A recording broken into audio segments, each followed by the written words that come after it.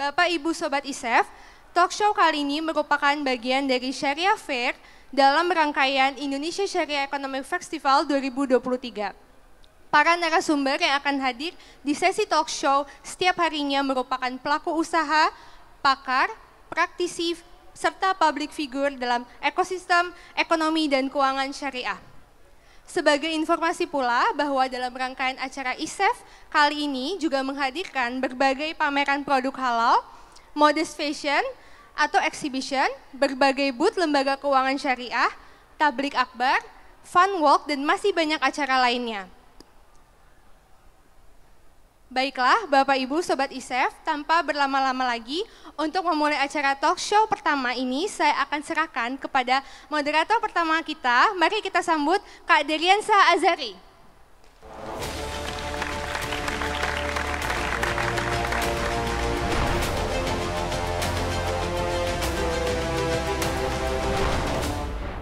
Bismillah. Assalamualaikum warahmatullahi wabarakatuh.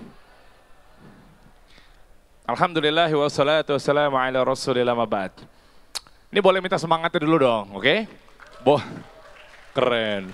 Belum disuruh tepuk tangan loh padahal loh, luar biasa. Memang ekonomi syariah tuh sangat gotong royong seperti ini nih. Baik, saya Deriansa, founder Kasih Solusi. Ada yang pernah nonton media podcast Kasih Solusi? Banyak ya? Tolong nanti ke manajer saya bilang bahwa saya nggak ngasih apa-apa ya. Baik, senang banget bisa hadir di Indonesia Syariah Economic Festival 2023 tentunya pembahasan kita kali ini. Alhamdulillah saya dikasih kesempatan, terima kasih Bank Indonesia, KNEKS dan lain sebagainya bisa memoderatori acara yang luar biasa terkait gimana caranya pentingnya UMKM tentunya berbasis ekonomi syariah bisa tumbuh, naik. Ada UMKM di sini? Ada? Ada pelaku usaha? Usahanya apa Mbak?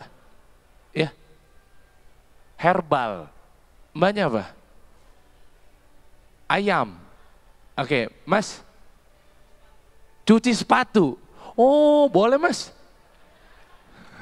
Minta tolong. Iya. Wah, ini luar biasa nih. Artinya banyak pelaku-pelaku usaha yang hadir di sini. Nanti insya Allah saya punya kabar gembira buat teman-teman semua nih maupun yang di luar, yang di samping kanan kiri merapat kini ke stage gitu ya. Tentunya saya memiliki kabar yang luar biasa buat para UMKM.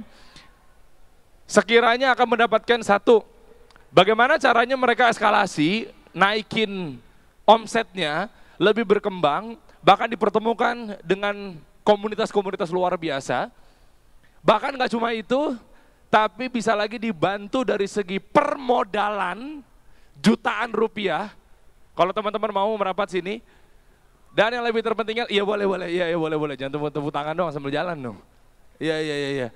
Dan lebih parahnya lagi, lebih sadisnya lagi, Anda nanti akan tahu buat teman-teman UMKM, ketika hadir di meja atau di bangku ini, di depan stage, lebih bisa dipromosiin lagi ke negara-negara Islam, bahkan negara-negara total nantinya ya, 56 negara bisa dagang di sana, ada yang mau? Mau ya merapat ke sini. Kenapa saya bilang seperti itu dan percaya diri saya mengatakan seperti itu?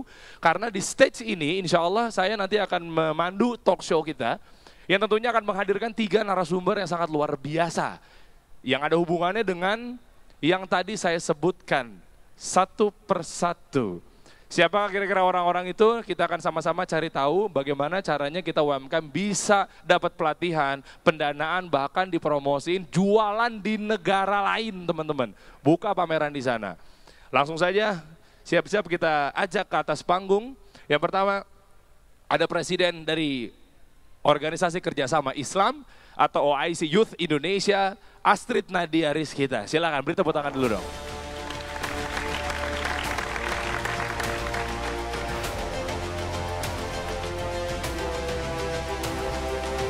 Baik, yang berikutnya CEO Unikayo yang tentunya produknya ini adalah rendang yang luar biasa sekali, ini asli dari Padang. Ini dia Laurencia Dereko.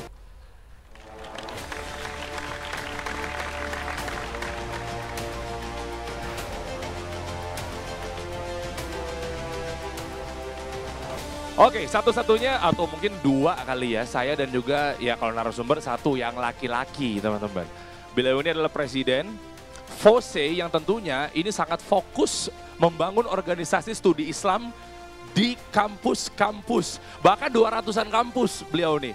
Sudah bina gimana caranya untuk fokus terhadap UMKM yang ada di kampus, eskalasi, pelatihan, pendanaan. Ini dia, Ar-Rosyad.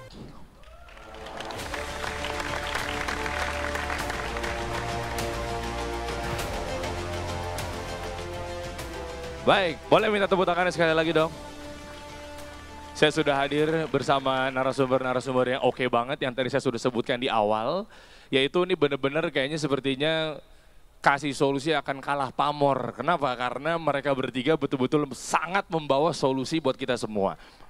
Baik, mungkin kita ngobrol dari fenomenal UMKM yang terjadi. Atau mungkin nanti bisa diawali dengan perkenalan satu persatu. Intinya Anda-Anda ini sudah saya sebutkan di awal tadi dengan jabatannya, fokusnya kemana. Dan tugasnya adalah gimana caranya membantu UMKM lebih naik kelas lagi, bahkan lebih masif. Bisa dapat pelatihan, bahkan juga jualan di negeri seberang. Oke, bro dari lu dulu. Cewek dulu kali ya. Ladies first bro. Oke, siap. Astrid, ada mikrofon di sana. Mungkin bisa disapa satu persatu.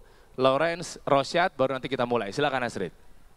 Assalamualaikum warahmatullahi wabarakatuh. Waalaikumsalam warahmatullahi wabarakatuh. Ya, masih semangat ya teman-teman ya. Salam kenal semua. Saya Astrid Nadia Rizkita, Presiden OIC Indonesia. Terima kasih kepada Bank Indonesia. Terima kasih kepada ISEF atas undangannya. Sangat senang sekali dengan Bang Dery di sini dan teman-teman. Siap. Di panggung ini untuk membahas soal milenial dan UMKM. Ya, oke, siap. Beri tepuk tangan buat Astrid dong. Oke. Lanjut, Lawrence. Baik, bismillahirrahmanirrahim. Assalamualaikum warahmatullahi wabarakatuh. Teman-teman semuanya, perkenalkan saya Laurencia Deriko. Saya adalah CEO of Unikayo, suatu brand yang bergerak di bidang makanan, khususnya adalah rendang. Siapa yang nggak tahu rendang, siapa yang nggak suka rendang? Kayaknya semuanya pada suka makan rendang ya. Boleh nanti diicip-icip testernya. Oke, pada semangat semuanya ya, walaupun masih di penghujung acara ISEF hari ini. Masih semangat ya? Semangat. Gimana mau semangat, rendang yang nggak dikasih? Wah tenang, nanti di sana ada booth saya tuh. Hoax, mana rendangnya? Oke, ya, makasih Lawrence. Beri tepuk tangan dong buat Lawrence dong. Ya. Rosyad. Bismillahirrahmanirrahim. Assalamualaikum warahmatullahi wabarakatuh. Salam.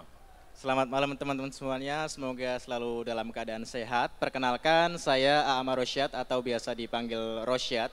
Saya Presidium Nasional Forum Silaturahim Studi Ekonomi Islam yang insya Allah juga akan memberikan banyak insight nanti terkait bagaimana sih organisasi mahasiswa itu juga bisa membantu UMKM ataupun mahasiswa yang tertarik untuk mulai berbisnis seperti itu. Semoga nanti teman-teman bisa menyimak dan juga bisa mendapatkan manfaat dari talk show malam hari ini. Sekian, wassalamualaikum warahmatullahi wabarakatuh. Waalaikumsalam warahmatullahi wabarakatuh. Baik, kita mulai ya. Kita gas nih, banyak UMKM juga pengen butuh insight nih. Sebenarnya ini pas banget, panitia keren banget. Disupport sama Bank Indonesia dan lain sebagainya dengan membagikan porsi sesuai dengan proporsionalnya. Kenapa? Ada UMKM, ada pelatihan dan permodalannya, dan ada yang nanti akan membantu para UMKM bisa ekspor atau pameran ke negara-negara, bahkan totalnya bisa 56 negara ya. Keren. Makanya pas nih ya. Perhatikan semak baik-baik. Oke, mungkin dari Lawrence dulu aja. Ya, kita bahas gini. Sebenarnya gimana ya? Cara membangun bisnis atau UMKM dari nol, khususnya untuk produk kuliner. Mungkin di sini banyak, tadi ada beberapa teman-teman kita yang di ranah kuliner, sehingga tadi saya lihat mengenai packagingnya sudah proper dan lain sebagainya. Mulainya dari mana? Itu dulu deh. Untuk F&B ya, silakan Lawrence. Baik, kalau untuk bagaimana cara memulainya ya, sebenarnya kita harus mencari dulu yang namanya masalah. Oke. Ya, betul. Ketika kita ada masalah, pasti kita akan mencari yang namanya solusi. Nah, di sini ketika kita sudah menemukan masalah, sudah menemukan solusinya, di situ kita sebagai solusi, penjual sebagai solusinya. Nah, di situ kita masuk tuh. Mas Dery. Kita masuk di sana ke market-market yang membutuhkan produk kita, dan di situ juga kita mencari medianya bagaimana caranya memasarkan si produk penyelesai dari masalah ini. Contoh, kita ambil studi kasus bumbu rendang instan dari Unikayo. Problemnya di sini adalah banyak emak-emak pasangan muda yang nggak bisa masak, ya banyak ya pasangan muda yang nggak bisa masak untuk suaminya di rumah. Nah, kita hadirkan bumbu rendang instan. Banyak mahasiswa-mahasiswa yang kangen, rindu sama masakan Indonesia, tapi nggak bisa masaknya di sana karena bahan bakunya terbatas, harganya pun mahal. Di situ kita masuk bumbu rendang instan ke pasar internasionalnya. Nah, seperti itu. Bagaimana caranya? Nah, kita mulai memang basicnya Unikayo Mas Dery dan teman-teman sekalian itu adalah online. Kita milenial seharusnya memaksimalkan dan menggunakan platform online ini untuk senjata ampuhnya kita memasarkan produk. Jangan dikira remeh ini, jangan dianggap remeh platform-platform ini seperti Shopee, Tokopedia, Marketplace, Instagram dan lain-lain ya, website yang terutama itu jangan dianggap remeh karena melalui hanya satu platform saja kita bisa menyosor pasar-pasar dalam maupun luar negeri. Minimal website ya. Website itu adalah salah satu senjata yang membuat orang percaya. Buyer-buyer, trader itu percaya. Walaupun kita masih usaha kecil menengah, usahanya kecil, minimal kita punya yang namanya website. Jangan takut untuk mengeluarkan modal. Karena kita sudah punya yang namanya produk ngangenin nih, produk penyelesai masalah. Tinggal gimana caranya kita mengeksekusi market dalam dan luar negerinya, seperti itu. Oke, ini menarik ya. Tadi berawal dari masalah. Betul. Artinya, kenapa berangkat dari masalah? Agar relate dulu, karena manusia pasti memiliki masalah. Setiap hari kayaknya dapat masalah ya. Oke. Gitu. Apalagi temanya dengan ekonomi syariah, artinya Allah sendiri yang berfirman bahwa manusia pasti diuji. Betul. Artinya gitu kan, jadi manusia tuh nggak mungkin lepas dari kata masalah. Kalau dari fitrah kita sebagai ada ujian, pasti kan logikanya kan itu mungkin bentuk Allah cinta pada hambanya, tapi kita menganggap itu sebuah masalah, makanya relate. Ya, betul. Oke. Jangan lupa ya, nanti produknya halal dan toyib. Jangan halal doang. Oke, Betul. terus lewat online. Betul. Tapi nyatanya banyak juga yang boncos kok. Pakai platform online, ayo di order, yuk minat, DM ya, dan seterusnya. Yang salah di mana? Mereka juga udah coba apalagi kemarin sempat ramai UMKM di Tanah Abang. Wah, itu ramai banget ya. Saya memang suka di pinggir jurang pembahasannya ya. Iya kan? Artinya mereka juga banyak yang stres masuk ke online. Salahnya di mana, Lawrence? Sebenarnya salahnya ada di mindset ya. Salahnya ada di mindset. Kenapa orang lain bisa laris, kenapa kita tidak? Berarti ada suatu kesalahan yang ada kita lakukan. Apakah itu dari SDM-nya, apakah itu dari produknya, itu bisa jadi. Apakah target marketnya, bisa jadi kita salah mengambil target market. Kita menyosor pasar menengah ke bawah padahal sebenarnya produk kita ini premium. Oke. Nah, di situ dia. Oke. Jadi hati-hati dengan kita menyasar tadi udah bagus tuh. Langsung fokus kepada emak-emak misalnya. Bisa jadi. Masalahnya emak-emak kenapa kamu tadi produknya rendangnya adalah siap saji lah ya. Karena malas masak. Betul. Jadi memang harus spesifik nih target market itu. Usianya berapa? Misalnya usianya adalah 35 sampai 55. Perempuan, handphonenya apa, pekerjaannya apa, domisilinya apa, itu harus spesifik. Makanya kalau seandainya kita sudah menyosor pasarnya itu spesifik ya target marketnya, insya Allah kita nggak akan boncos. Kalau seandainya kita masih awang-awang, general target marketnya itu insya Allah bakal boncos. Iya, karena nggak tahu nih mau nyasar kemana. Iya. Tidak mewakili saya nih sebagai konsumen gitu ya. Iya, siap. betul. Thank you Lawrence. Kita ke Rosyad dulu ya. Soalnya kalau urusan antar negara kayaknya Astrid jagonya. Jadi pelan-pelan kita bertahap ngobrolnya. Lu langsung mau ke negara-negara lain aja jualannya. Sabar, tenang. Ya nanti nih akan disikat habis sama Astrid. Oke, Seth. Kan lu fokus di kampus-kampus ya? Betul Bang. Iya kan? Banyak ngebina di kampus ini studi Islam dan lain sebagainya. Total 200-an kampus. Artinya kalau mindsetnya mereka nggak sesuai dengan jurusan bisnis gimana bro? Misalnya FISIP dan seterusnya gitu. Gimana caranya, apakah langsung begitu, gua hukum, berarti gua nggak bisa dagang dong. Nah, gimana edukasi sampai ke mereka sebelum nanti bahas mengenai eskalasi lebih detail di ranah digital ya. Oke, gimana bro? Oke, baik. Sebelumnya mungkin sedikit perkenalan terkait FOSE Boleh. dulu ya. Iya. Jadi FOSE itu kan Forum Silaturahim Studi Ekonomi Islam, Oke. yang mana ini sebenarnya sebagai wadah besarnya gitu Mas. Ibaratnya kalau dibayangkan itu seperti PBB. Nah, PBB itu kan membawahi negara-negara gitu. Nah, jadi FOSE juga di bawahnya ada yang berbentuk seperti negara tersebut, atau kita bilang sebagai KASEI atau Kelompok Studi Ekonomi Islam yang ada di tiap kampus tersebut, yang memang bentuknya berbagai macam. Ada yang bentuknya Badan Eksekutif Mahasiswa atau BEM, ada himpunan mahasiswa dan lain sebagainya. Itu. Nah, untuk yang tergabung menjadi anggota FOSE sendiri itu memang mahasiswa yang tergabung ke KASEI tersebut, Bang, gitu. Jadi kalau misalkan memang mahasiswa tersebut itu dari FISIP ataupun dari hukum tapi belum tergabung menjadi anggota KASEI, itu belum terafiliasi dengan FOSE seperti itu.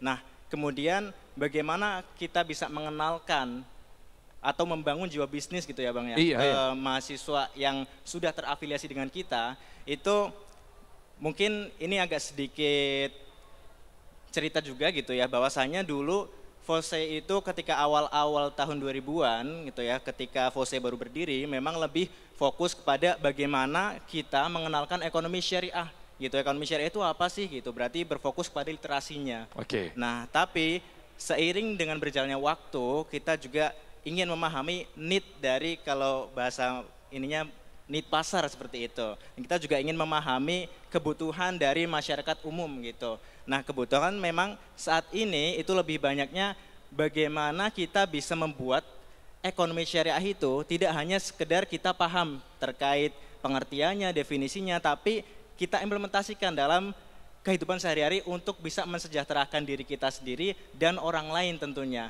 Nah, oleh karena itu kita juga masuk ke bagaimana kita bisa membentuk SDM, tadi seperti yang Mbak Lauren sampaikan, bahwasanya bisnis ataupun usaha itu kan perlu SDM gitu ya, baik kita sebagai karyawan ataupun kita sebagai ownernya. Nah, kita ingin membentuk mereka sedari masih menjadi mahasiswa itu gitu. Kita berikan pelatihan-pelatihan, dan kalau misalkan memang mereka tertarik untuk membuat bisnis ataupun mengekskalasi bisnis, kita juga ada bantuan berupa inkubator bisnis seperti itu. Di mana di inkubator tersebut nanti akan diseleksi, ada pitchingnya juga, dan nantinya akan diberikan pelatihan serta pendanaan untuk yang memang terpilih seperti itu. Dan juga jika memang ingin meningkatkan kompetensinya dulu, maksudnya belum mau untuk praktik berbisnis, kita juga ada. Salah satunya itu FOSE juga punya FOSE Institute, yang memang ini berfokus pada peningkatan digital skill.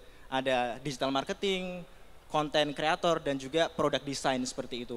Oh oke, digital marketing ada konten kreator, tetap ada penyuluhan atau pelatihannya. Apa yang ditawarkan? Gimana caranya UMKM ini melek? Karena temanya kan milenial maju bersama ekonomi syariah yang maju gitu ya. Artinya, apa pembekalan buat mereka ketika sekarang sudah zaman ekosistem marketing pun juga udah berubah bro.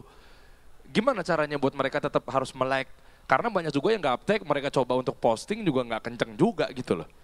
Apa yang dikasih? Oke, siap. Strategi buat mereka? Oke, mungkin tadi yang saya sampaikan itu masih dengan target marketnya itu mahasiswa. Nah, kita juga fokus ke luar mahasiswa itu atau masyarakat umum. Kita ada yang namanya FOSE Mengabdi, di mana itu bentuknya itu berbagai macam, salah satunya itu social empowerment. Nah, social empowerment itu salah satunya kita juga ada edukasi ataupun penyuluhan terkait UMKM tadi gitu. Kira-kira apa saja sih kompetensi yang diperlukan UMKM untuk bisa naik kelas seperti itu. Nah, terakhir itu di salah satu kampus di Jakarta, itu kita ada social empowerment, itu di Universitas Negeri Jakarta, itu bentuknya berupa pembekalan terkait digital marketing dan juga sertifikasi halal. Kira-kira urgensinya apa sih? Nah, tentunya penyampaiannya pun itu tidak dengan bahasa-bahasa yang sulit.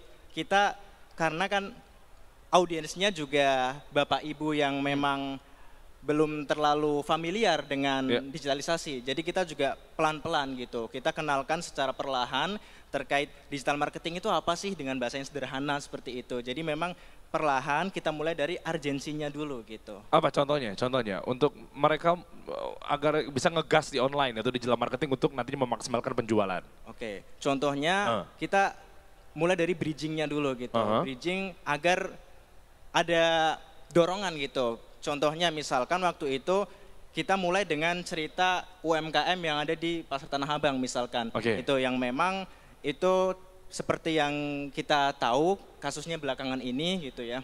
Itu kan dari situ kita bisa belajar gitu bahwasanya kalau kita tidak mau melek ataupun kita tidak mau adaptasi dengan era digital saat ini, itu lama-lama kita akan tertinggal gitu. Dan oleh karena itu ya mau tidak mau kita harus mulai untuk mengejar ketertinggalan itu gitu. Seperti analoginya misalkan kita naik kereta.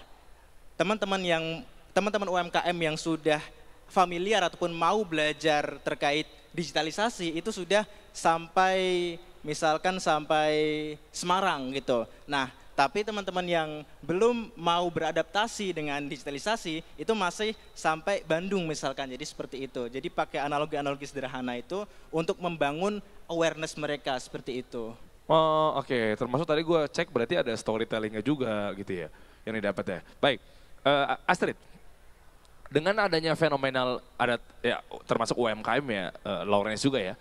Nah, kan kamu ini kan membina nggak cuma di dalam, tapi organisasi yang bergerak kerjasama Islam di 56 negara.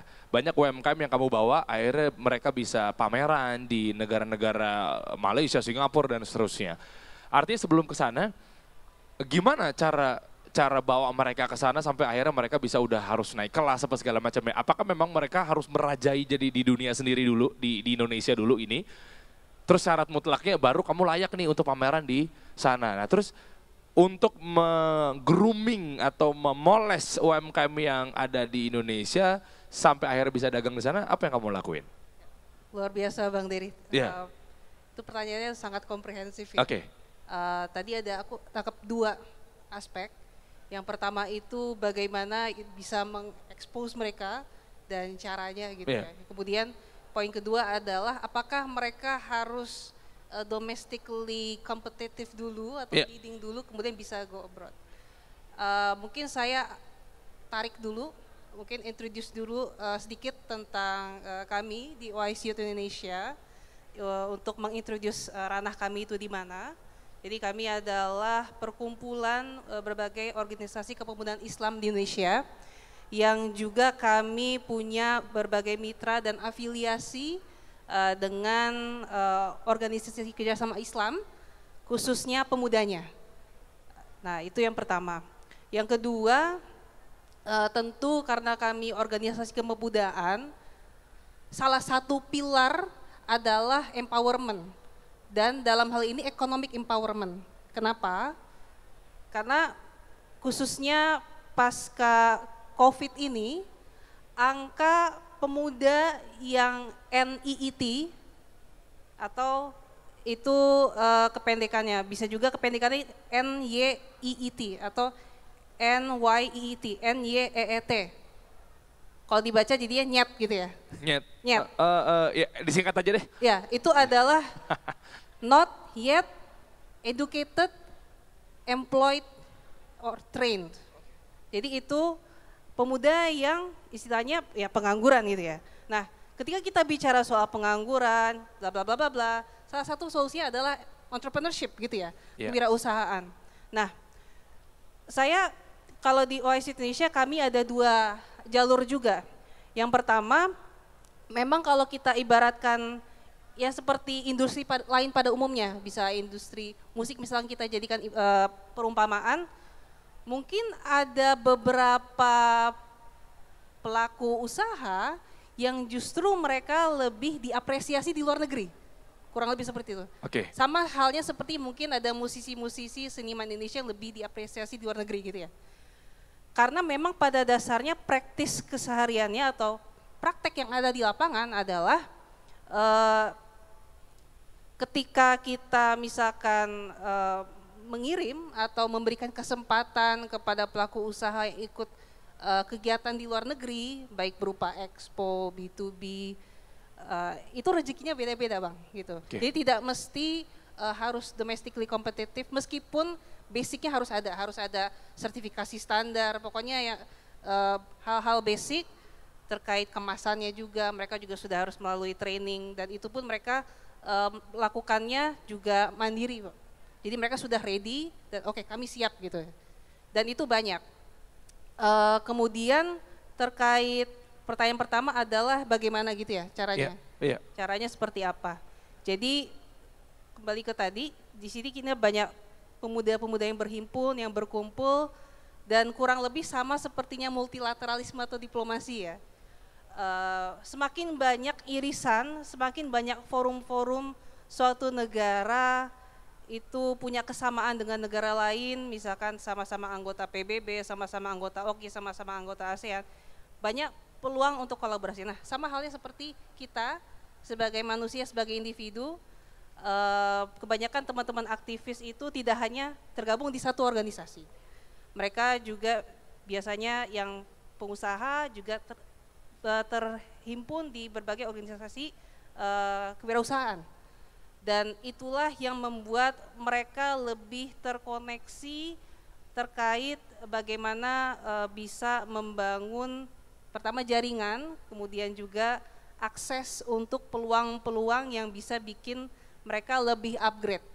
Dan itu lebih cepat cara belajar mereka dibanding mereka misalkan harus ikut pelatihan sendiri dan seperti headless chicken atau tidak punya arah sama sekali.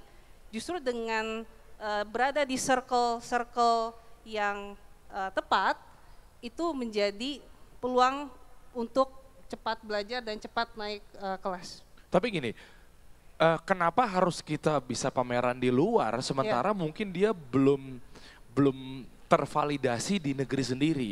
Contoh, apakah memang buru-buru terlalu kita dagang nanti kita ikutan pameran di Malaysia? Tapi sementara di Indonesia pun juga dia masih babak belur gitu. Nah, kenapa kita fokus keluar? Itu poinnya. Apakah memang karena justru dia sulit untuk berperang di sini, sementara mungkin ada produk yang ternyata memiliki satu khas atau mungkin sudah banyak gitu misalnya, apapun itu bentuknya, tapi ya udahlah daripada kita perang di sini udah pada banyak yang jualan rendang, kita coba fokus aja di kamu bawa kan misalnya kan ke daerah-daerah Brunei apa daerah-daerah mungkin nggak tahu deh negara-negara Saudi apa segala macam, toh juga di sana kan jarang rendang sehingga mudah untuk berjualan. Jadi kayak kesannya pesimis di negara kita tapi ya udah kita jualan keluar. Apa kayak gimana sih, Srit? Jadi mungkin itu tidak se-ekstrim itu ya Bang. Oke. Yang pertama di Indonesia pun juga ada beberapa kesempatan untuk expo. Ya. Dan itu pun juga menjadi peluang mereka untuk bertemu dengan stakeholders dari luar negeri gitu ya. Oke. Bukan hanya customer tapi ya mungkin sesama pelaku usaha gitu ya. Tapi di sisi lain ketika mengikuti kegiatan di luar negeri, dan ini tidak semuanya ya, mungkin mereka ingin ya belajar dari luar negeri gitu ya. Dan dari situ mereka dapat lessons learned dan mengaplikasikannya ketika sudah pulang gitu. Jadi ini ada case by case basis. Jadi memang saya sarankan juga memang sudah harus ya paling tidak punya market yang jelas, sudah melakukan riset. Jadi nggak asal ya udah ke Malaysia, ya udah ke Turki, ya udah ke Saudi, tapi tidak paham ini tuh masyarakat setempat butuhnya apa sih? Ini masyarakat setempat senangnya apa sih? Kan nggak bisa juga kita jualan keripik, tapi keripiknya pedas, tapi masyarakat setempat nggak senang pedas, jadi kan nggak laku. Oke. Gitu loh. Oke, berarti tetap ya diandalkan kita kuasain dulu di sini apa segala macamnya, baru kita eskalasi atau naik kelasnya ke sana. Iya. Tapi menarik ya tadi Astrid bilang ya teman-teman ya.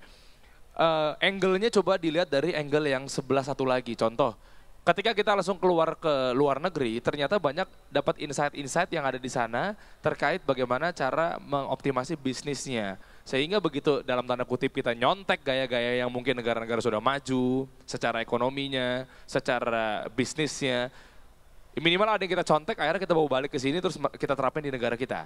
Oh, jadi nggak cuma sekedar pameran tapi banyak juga. Berarti artinya di sana ada networking juga dong dibangun. Ada, jadi kurang lebih sama seperti ini. Ya, jadi ini luar biasa sekali ISEF ya, udah tahun ke-10. Dan saya rasa mungkin negara lain juga justru belajar dari ISEF ini. Oke.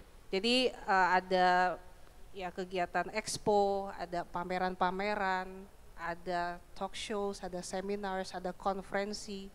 Dan disitulah tempat berhimpunnya bukan hanya 56 negara OKI ya, atau negara Islam.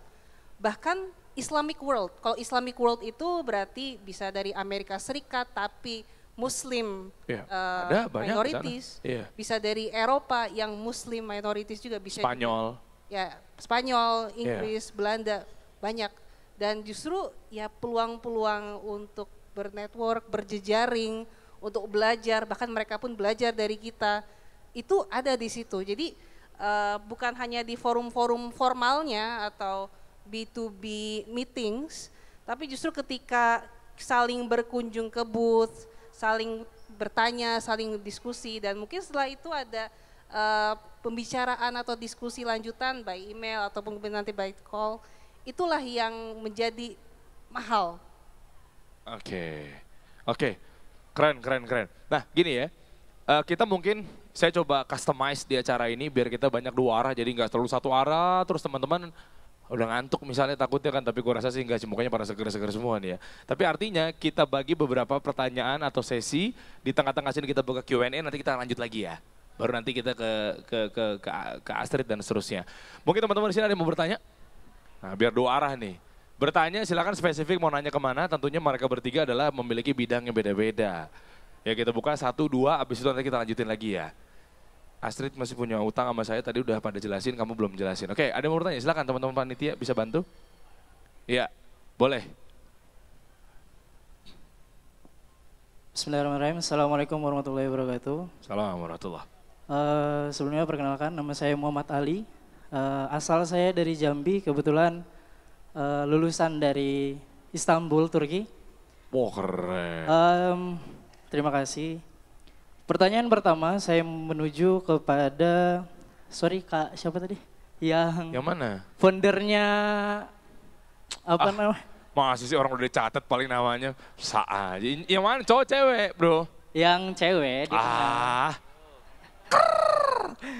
Kak Lauren. Iya, yang mana? Oh Lauren. Iya, yang pertama ke Kak Lauren. Berbicara tentang teori, mungkin banyak sekali yang bisa kita dapatkan dari beberapa source atau platform lain.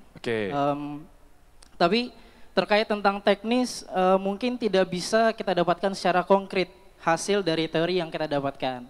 Karena kalau bicara teknis, ya lebih konkret itu based on experience, seperti itu. Yang mau saya tanyakan adalah,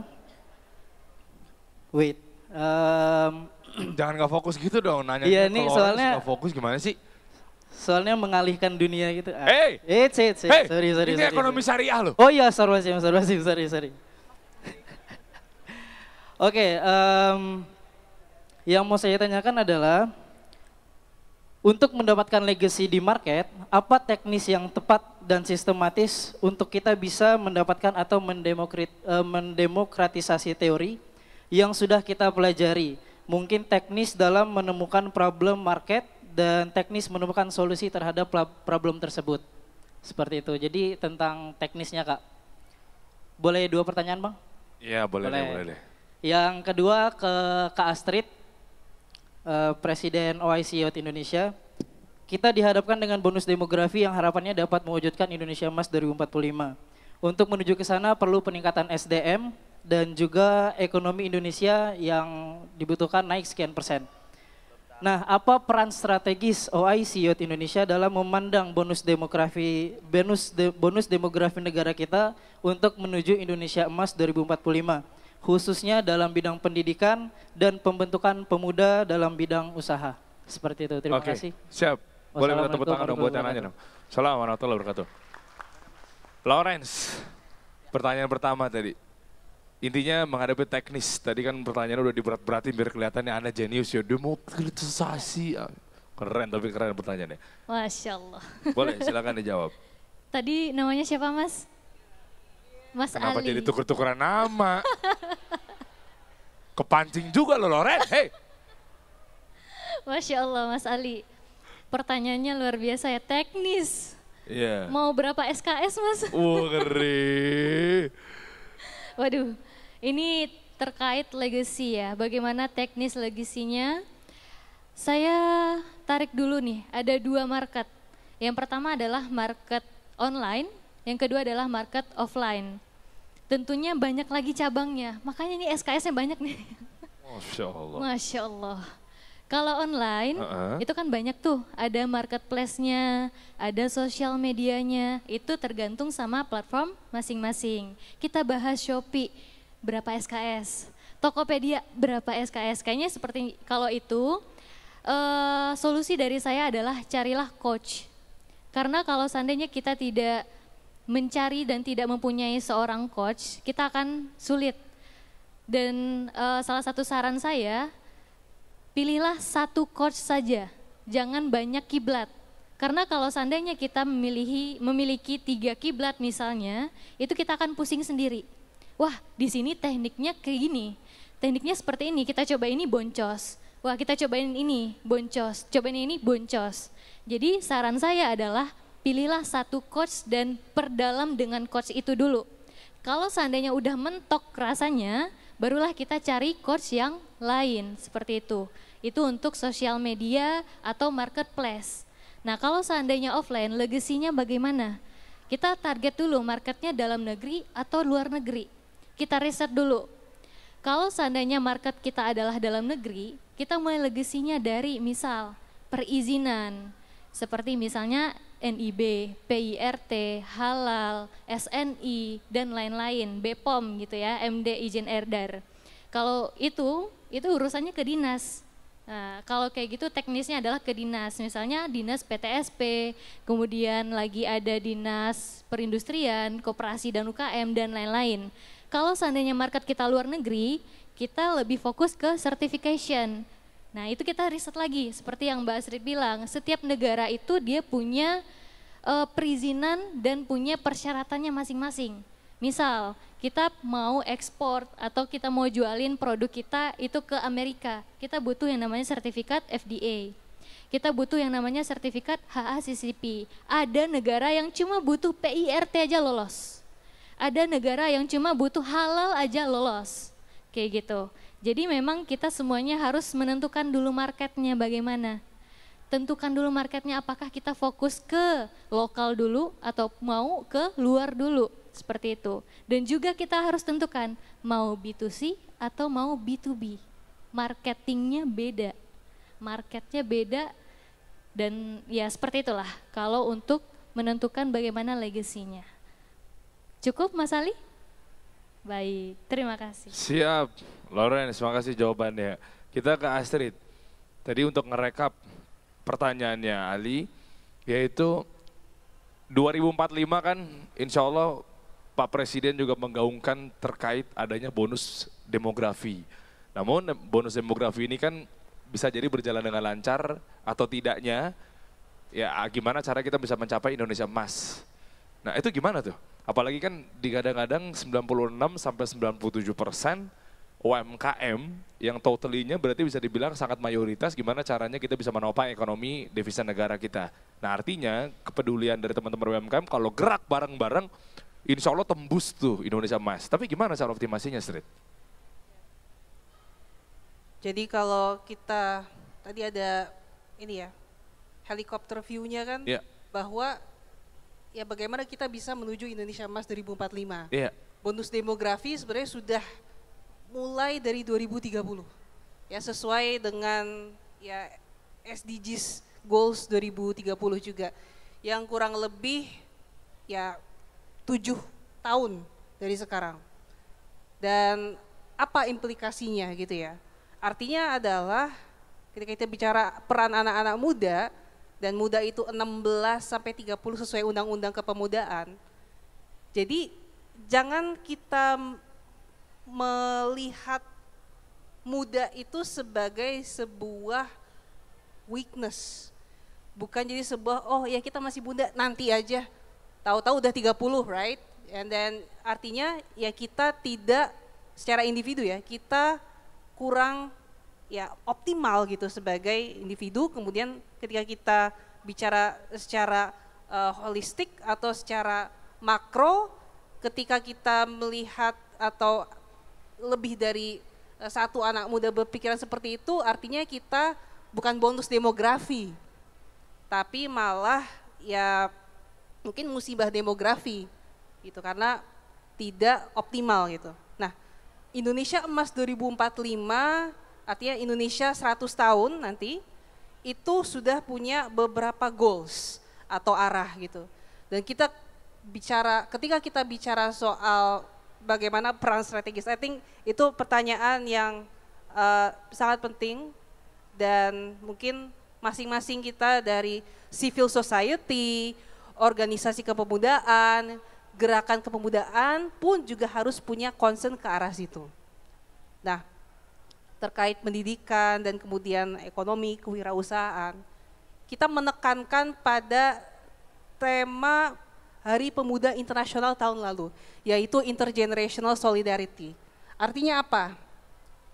Jadi usia 16 sampai 30 ini kan usia yang sangat dinamis. Ada yang masih SMA, ada yang baru lulus SMA, ada yang sedang kuliah S1, ada yang kuliah ya insya Allah lulus semuanya lulus on time ya, ada yang mungkin molor dikit, ada yang jadi profesional muda, ada yang jadi wirausaha muda, ada yang jadi orang tua muda gitu ya. Nah, ini bagaimana masing-masing komponen individu ini produktif gitu loh.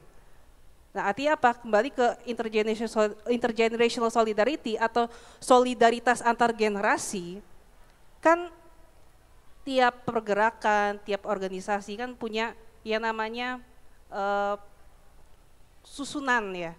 Susunan, ada yang punya pembina, advisor, penasehat. Saya melihat contoh dari negara-negara besar, Bang. Iya. Kalau negara oki yang besar itu Turki. Oke. Ada juga peninjau oki itu Tatarstan, itu negara bagian Rusia. Mereka negara besar juga.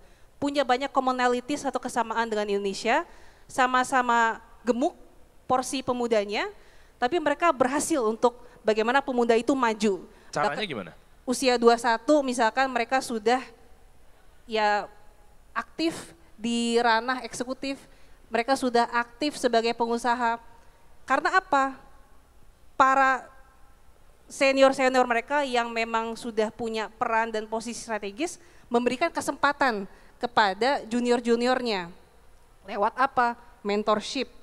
Misalkan ini kan banyak sekali ya lomba-lomba call for application untuk entrepreneurship, lomba-lomba kewirausahaan. Nah, kebanyakan dari acara-acara ini hit and run. Ada juga yang memang masih di-maintain 1, 2 tahun, 3 tahun, mungkin diajak sebagai pembicara dan lainnya. Tapi setelah itu udah. Nah, yang dilakukan oleh negara-negara maju itu apa? Beberapa step forward. Lebih maju dari itu, ya mereka diberi akses untuk bisa lebih maju dengan langsung gitu dari para pengambil kebijakannya langsung.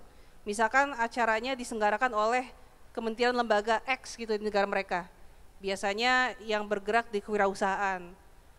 Nah, mereka langsung mengangkat mereka untuk bisa misalkan lebih aktif keliling negara mereka, atau mungkin mereka yang langsung push untuk bisa ke luar negeri. Nah, yang kami lakukan adalah sejauh ini lebih mendorong teman-teman potensial dari kampus-kampus, dari komunitas, dari organisasi, dari himpunan-himpunan untuk bisa ikut di lomba-lomba dan juga untuk bisa mewakili Indonesia. Dan dari situlah ya paling tidak mereka bisa terekspos dengan para pejabat-pejabat baik domestik ataupun dari luar negeri, dari lembaga-lembaga internasional termasuk OKI dan lainnya. Nah, ketika kita melakukan itu terus dan juga ya dengan keeping in mind ya tadi intergenerational solidarity itu, dengan memupuk itu ya akan menjadi lebih kuat gitu. Nah, poin kedua, hal yang disayangkan adalah kebanyakan dari gerakan-gerakan ini berjalan sporadis. Jadi tidak tahu, oh ternyata ada yang bergerak di bidang ini, oh ternyata ada mereka yang bisa memberikan mentorship, ada pelaku usaha yang memang bisa lebih didongkrak tapi tidak saling mengenal karena sporadis. Nah, ke depan apalagi segala tujuan besar itu tidak bisa dilakukan secara sporadis, tidak bisa dilakukan secara sendiri-sendiri. Yang ada adalah saling membahu-membahu gitu. Kurang lebih itu. Oke, berarti terkait dengan kepublikasikannya juga nanti ya. Betul. Mereka sporadis, terus gimana caranya? Mereka-mereka ketika melakukan aktivitas harus terpublikatif gitu. Biar orang tahu bahwa oh ternyata ini ada di sini komunitasnya, ternyata ini ada di sini komunalnya gitu. Ya kurang lebih itu, jadi paling tidak ada woro-woronya dan ya, hey I'm here gitu lah. Ya memang banyak UMKM yang kayaknya dalam tanda kutip alergi ya, giliran dia udah buka pameran di sini, dipasarin dong, dikontenin dong. Aduh enggak lah, udah ngarepin dari pengunjungnya di sini. Padahal jangan cuma ngarepin dari tempat ini sekitar, jangan-jangan ketika lo coba share, bisa jadi itu akan lebih masif di orang-orang yang mungkin nggak tahu nih ada acara ini misal. Siap kalau begitu. Kita buka satu pertanyaan lagi. Baru nanti kita lanjutin lagi materi yang berikutnya ya. Yuk, ada silakan panitia pilih aja mau yang mana. Coba, ini mau dari cowok lagi apa mau dari ibu atau gimana? Mau boleh atur aja. Coba. Biar pas. Nanti ada lagi sesi pertanyaan, tenang aja. Cek. Masih panjang waktu kita tuh, 40 menit lagi tuh. Iya. Oke, yuk. Baik, sebelumnya terima kasih sudah memberikan kesempatan pada saya. Kenalkan saya Rian Nasruddin dari KSEI Ayuki Bogor. Ingin bertanya kepada Presiden FOSEI, Pres Aam.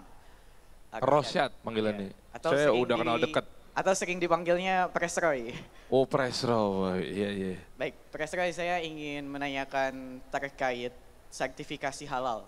Mungkin ini sudah tidak asing dan sering digaung-gaungkan dari beberapa waktu lalu dan masih masif sampai sekarang terkait sertifikasi halal ini yang kita juga tahu tujuan dan manfaatnya banyak selain untuk meningkatkan kepercayaan konsumen, begitu juga untuk menambah value dari produk tersebut. Tapi yang ingin saya tanyakan dan yang terbesit dari pikiran saya adalah terkait produk yang sudah tersertifikasi ini, apakah bisa memiliki daya saing ketika produk tersebut berada di luar negeri?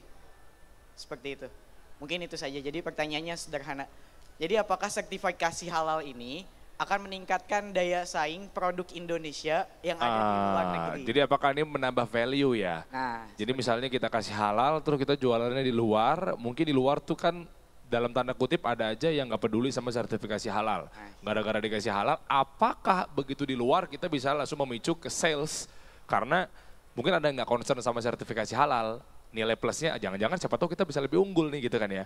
Oke, satu lagi, nanti tahan ya biar kita mainnya dua-dua aja biar cepat. Ada lagi tadi? Baik, terima kasih. Iya, sama-sama. Satu pertanyaan nanti sambung langsung jawab dua-duanya ya. Oke, satu lagi. Nanti jawab dua sekaligus rentetan. Silakan panitia, monggo yang mana aja bebas. Coba. Pertanyaan-pertanyaan seputar teknis juga boleh. Sebelumnya selamat malam, perkenalkan saya Mike, saya dari Kalibata. Ya. Ingin mau bertanya ke Kak Astrid. Ya. Selaku Presiden, mau bertanya, untuk masuk di organisasi Kak Astrid apakah non-muslim bisa masuk?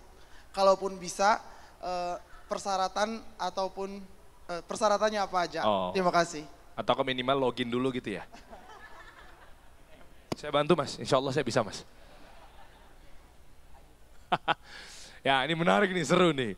Non muslim boleh nggak? Karena kan fokusnya kan OKI. Ya kan?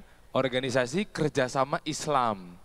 Berarti kan yang difokuskan adalah negara-negara Islam, terus ya diangkat juga perislaman dan seterusnya.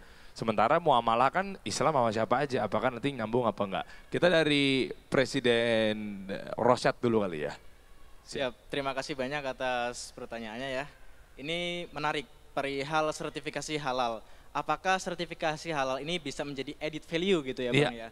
Terutama kepada produk Indonesia yang keluar negeri. Iya. Ya. Mungkin sebelum ke arah luar negeri kita coba berfokus apakah sertifikasi halal ini jadi added value gitu ya. Ya. Nah, mungkin sebelum ke sana mau sedikit cerita dulu gitu ya. Saya juga iseng-iseng bikin konten tentang ekonomi syariah. Nah, saya pernah membuat konten yang kaitannya dengan sertifikasi halal tersebut. Dan itu jadi konten saya yang paling viral yang dalam satu hari itu saya nambah 500 follower gara-gara konten itu. Berapa viewsnya konten itu? Viewersnya sampai 400 ribu sekian gitu. Oh, masih jauh sama konten-konten FYP saya. Oh Oke, iya, lanjut. pastinya Bang. Ya. Bercanda. Lu serius banget lo. Ya. Nah, kalau ditepokin nih. Tapi di sini itu bukannya di satu sisi seneng Bang gitu, tapi di sisi lain itu agak deg-degan gitu. Kenapa? Tapi karena di situ saya bahasanya itu kurang lebih saya membahas salah satu brand gitu ya, yang mana brand itu belum punya sertifikasi halal, tapi sudah beroperasi di Indonesia gitu.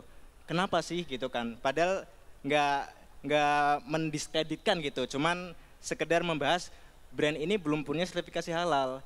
Emang iya gitu. Emang kenapa sih belum punya gitu kan? Nah, tapi dari isi konten saya tersebut itu muncul berbagai sudut pandang gitu di komen-komennya gitu. Ada yang pro, ada yang kontra, bahkan yang membuat konten tersebut viral itu karena banyak yang share gitu. Dan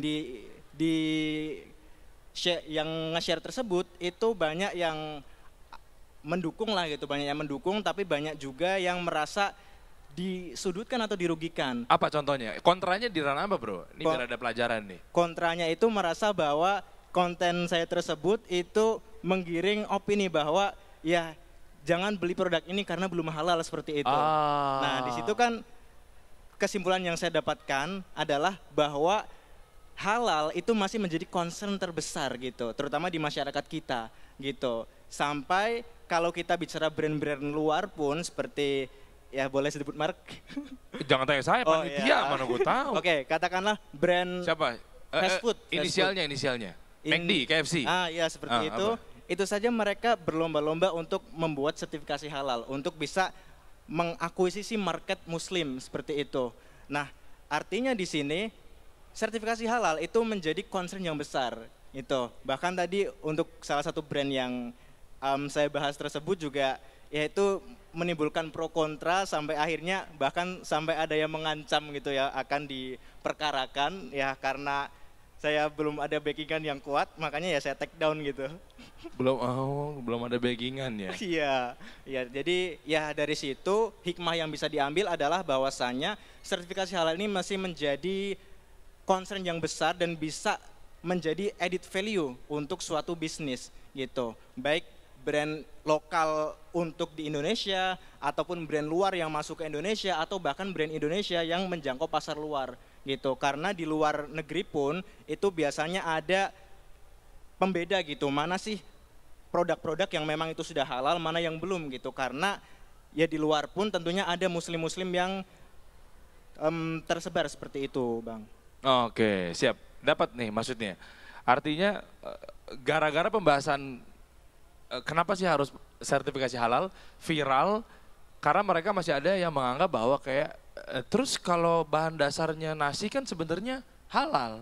Itu kan pada dasarnya produk ini halal, tapi kenapa diperdebatkan gitu ya. Artinya itu masih menjadi ranah stigma-stigma yang negatif gitu ya. Sehingga kalau ditambahin produk atau sertifikasi halal berarti poinnya naik tuh, value-nya naik. Kecuali pembahasannya gara-gara kayak gitu, gue nangkep ini maksudnya.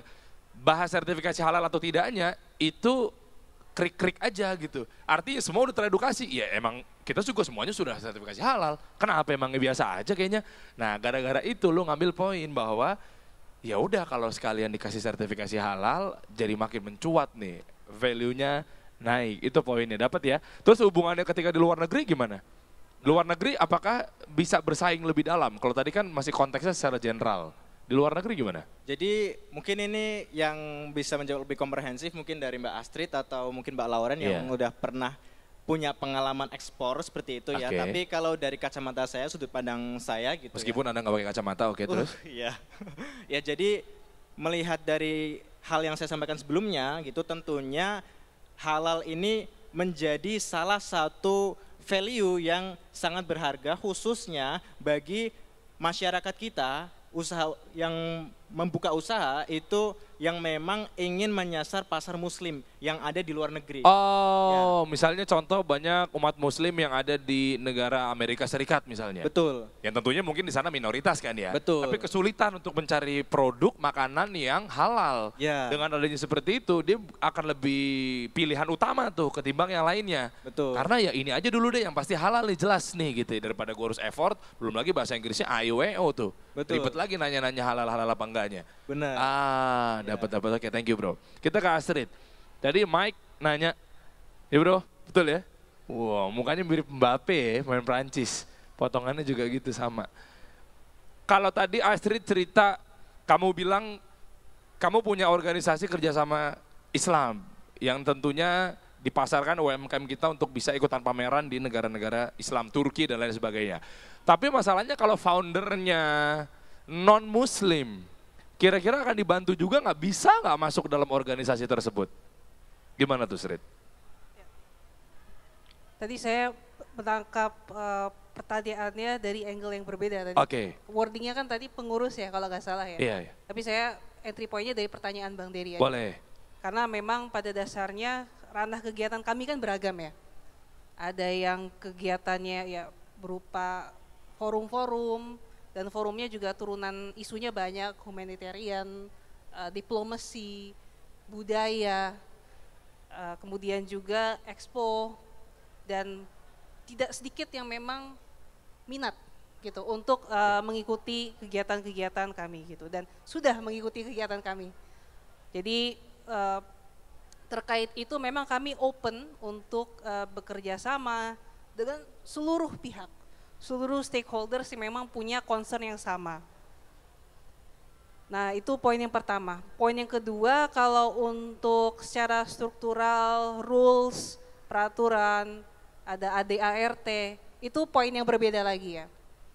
Tapi ketika kita bicara soal organisasi kerjasama Islam ini kan, maksudnya organ internasional ya, maksudnya kami mensadur nama itu dari organisasi kerjasama Islam sebagai organ antar pemerintah kedua terbesar setelah PBB, Nice. dan pun komposisi dari masing-masing negara OKI kan juga beda persentase muslimnya. Duta besar beberapa negara OKI yang di Jakarta pun juga tidak semuanya muslim. Iya betul. Gitu. Nah, jadi kalau untuk berkegiatan, berkolaborasi dengan kami, misalkan kalau mau go abroad, punya produk dan ready, ya kami welcome gitu. Karena kan ada nama Indonesianya gitu, dan Indonesia ya negara yang beragam gitu kan. Iya. Itu poin ketiganya. Namun poin keempatnya, kalau secara struktural sebagai pengurus, dan kami memang kalau untuk kepengurusan itu ada rulesnya, paling tidak punya rekomendasi dari organisasi kemasyarakatan kepemudaan muslim, ya dari pengurus besar, dari Dewan Pimpinan Pusat, Dewan Pengurus Pusat, dari pengurus pusat, itu untuk merekomendasikan anggotanya, bisa ketua umumnya, bisa sekretaris jenderalnya, atau biasanya ketua bidang HI-nya Bang. Oke. Untuk kepengurusan. Tapi di sisi lain kami juga punya organ-organ subsidiar yang bergerak di kampus-kampus, yang bergerak di riset dan lainnya, dan keanggotaannya berbeda dengan kepengurusan. Tapi masih secara rules memang harus muslim ya untuk saat ini. Oke. Dan kalaupun misalkan nanti ada perubahan atau apa, itu konteksnya nanti ketika pembahasan di Kongres. Tapi saya menjawab kalau untuk berkolaborasi, berkegiatan, misalnya kami ada acara, itu kami open dan welcome. Kami pun tahun lalu dengan spirit Religion 20, Indonesia kan tahun lalu host G20, kita sebagai negara yang majemuk juga menghosting kegiatan keagamaan, dan kami membuat Religion Youth Forum, dan itu kegiatan interfaith kami tahun lalu Bang. Jadi kami pun punya concern di situ, dan intinya kalau untuk kolaborasi kerjasama kami welcome dengan siapa. Welcome ya, tapi kalau untuk di ranah kepengurusan dan lain sebagainya, It's different ya. Oke, ya beda kan muamalah atau mungkin di dalamnya seperti ngurusin detail dan lain sebagainya ya. Sudah jawab tadi ya, mayoritas atau bahkan harus muslim ya. Baik, kejawab. Mike Sinoda, siap. Mantap, masuk materi bentar, habis itu kita buka pertanyaan lagi ya. Gini, Lawrence, kalau kita lihat sekarang fenomenal mengenai sesuai dengan judul milenial melaju atau maju bersama dengan ekonomi syariah. Terus juga banyak konsepnya ya artinya nggak cuma bisa kita pembahasannya seputar di domestik atau negeri sendiri, tapi bisa juga kita bisa berjuang atau masuk di kancah mancanegara. Mengenai platform transformasi digital yang sekarang lagi kencang gitu ya, mungkin TikTok dan lain sebagainya. Apakah ini sangat berpengaruh ketika kita optimasinya betul-betul di ranah platform digitalisasi, terus hubungannya sama yang keluar bisa untuk terkenal di luar ngaruh nggak? Atau mungkin jangan-jangan settingan algoritmanya adalah kalau kita fokus di TikToknya di Indonesia ya cuma tahu di negara-negara Indonesia aja, ngapain kalau kita keluar nggak usah terlalu ngoyo lah untuk digitalnya. Gimana Lawrence? Baik, sebelumnya saya mau kasih tahu dulu ya teman-teman semuanya di sini, jangan takut untuk memulai bisnis bagi para milenial, khususnya juga Gen Z nih. Karena saya sendiri adalah Gen Z. Oh sama dong ya. Wah. Umurnya berapa Lawrence? 20. Oh, kita cuma beda puluhan tahun ternyata ya. Iya. Jangan takut untuk memulai bisnis teman-teman semuanya.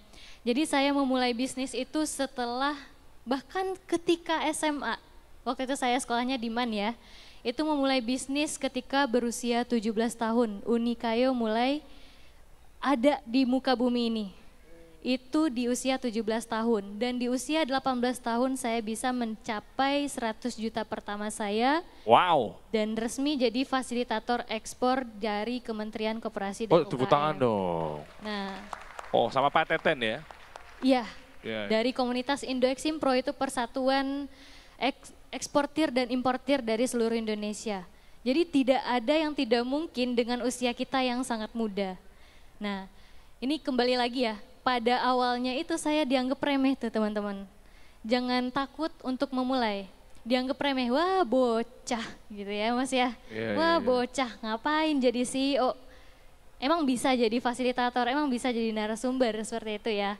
Emang waktu itu saya dianggap remeh. Tapi memang kita hidup bukan untuk opini orang lain. Tapi saya hidup itu untuk menikmati anugerah yang diberikan Tuhan setiap hari.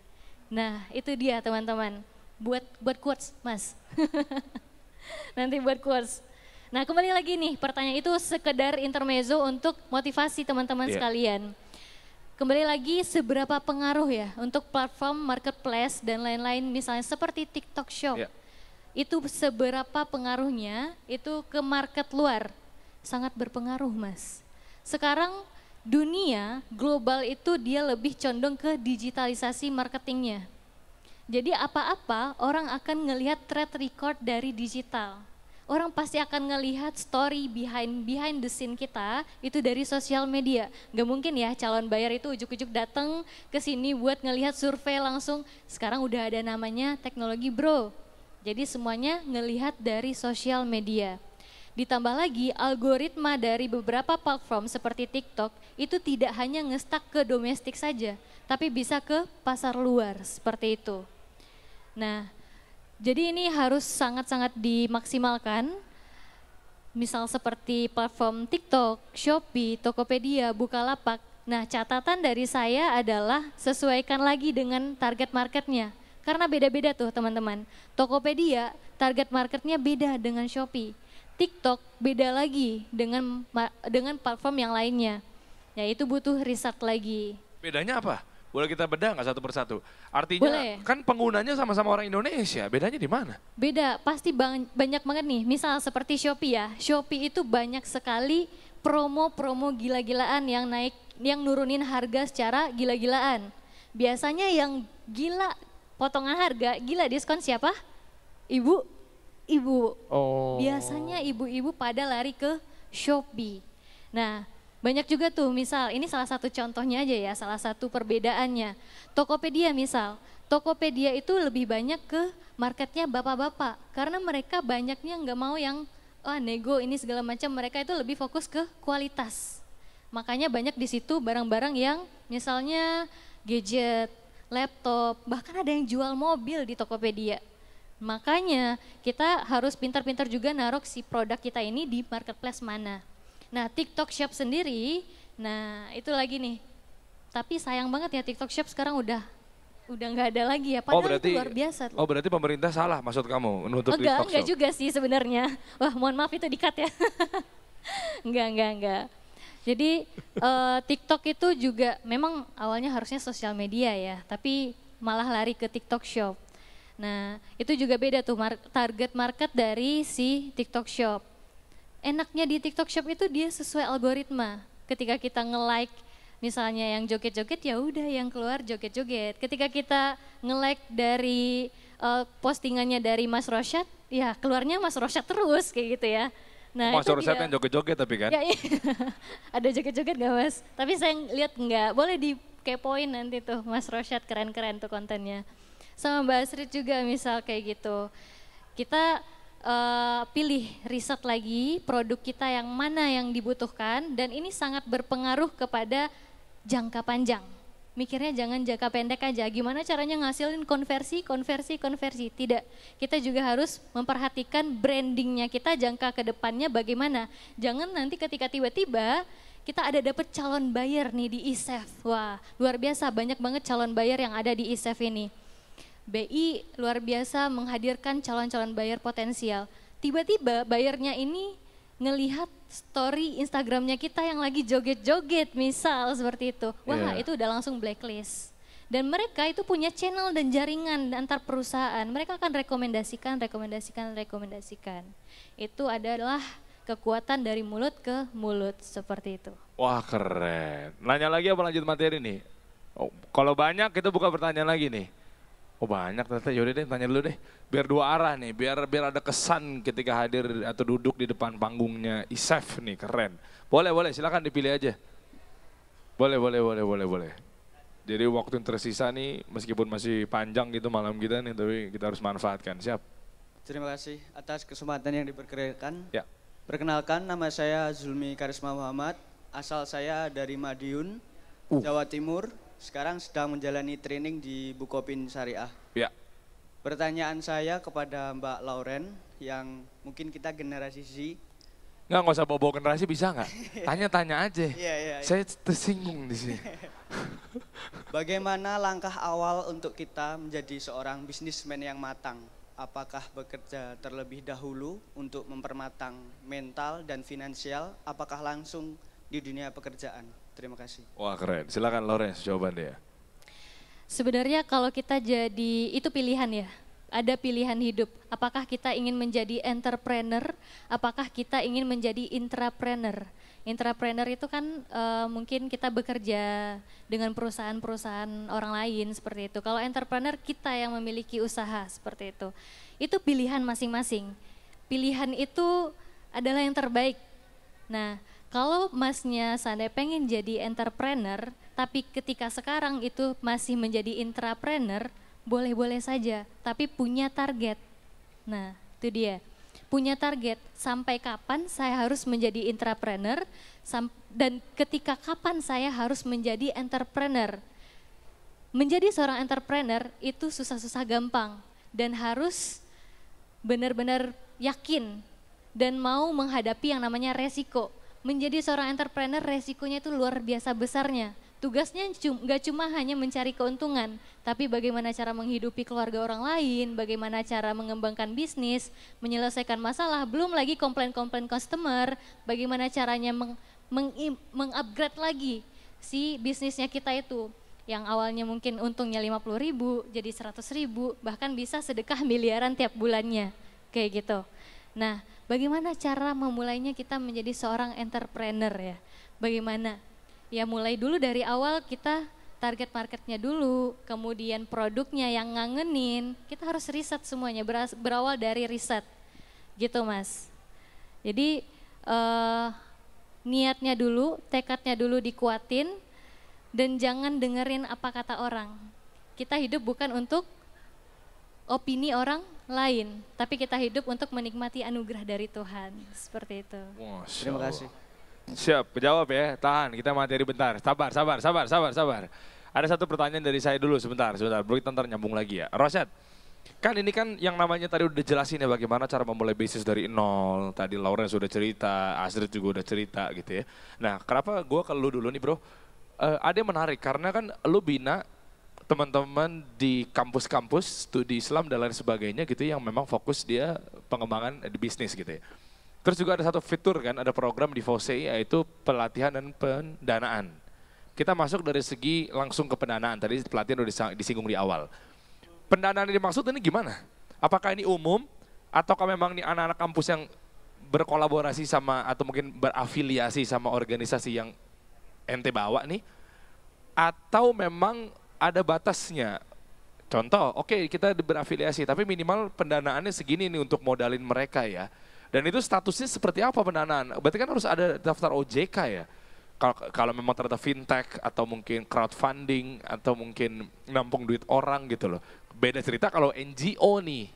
Nah, mungkin bisa di-share gimana? Ini kayaknya udah orang nafsu pengen ada dana yang masuk nih untuk disupport ke mereka. Masya Allah. Berapa Siap. bro? Siap, terima kasih banyak Ya. Bang Dery. Jadi memang untuk FOSE sendiri itu NGO ataupun organisasi nirlaba gitu. Oke. Jadi kami tadi ya sebagai bentuk konkret dukungan kita terhadap pengembangan UMKM ataupun jiwa wirausaha tadi ataupun entrepreneur, kita ingin mencoba membentuk jiwa entrepreneur itu mulai dari ketika mereka masih menjadi mahasiswa gitu. Jadi kita juga ingin mengubah stigma gitu bahwa anak-anak organisasi itu cuman ngerjain proker-proker gitu. Tapi kita juga mau membangun mindset bahwa ikut organisasi juga bisa belajar untuk berbisnis gitu. Dan selain kita mencoba untuk mengedukasi, memberikan pelatihan-pelatihan, itu setiap kompetisi-kompetisi yang diadakan oleh organisasi FOSE ataupun KASE, itu ada satu item yaitu Business Plan Competition atau Syariah Business Plan Competition.